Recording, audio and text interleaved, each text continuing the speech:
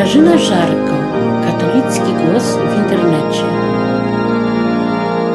Koko, euro, spoko, piłka leci, hen wysoko, wszyscy razem zaśpiewajmy, naszym doping dajmy.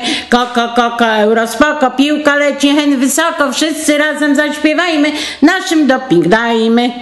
Dzisiaj porozmawiamy o satanistycznej piosence. Czy Państwo zwrócili uwagę, jak kobiety z tego zespołu są ubrane?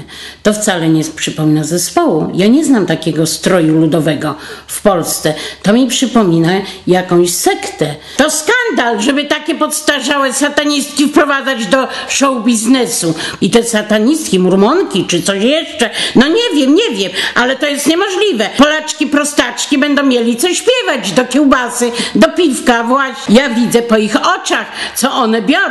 LSD albo amfetaminę, bo nikt normalny by się tak nie zachowywał. Cały świat będzie oglądał nasze naćpane emerytki. Na koniec darujcie sobie te wulgarne komentarze pod moimi filmami. Pan Bóg i tak wam wybaczy.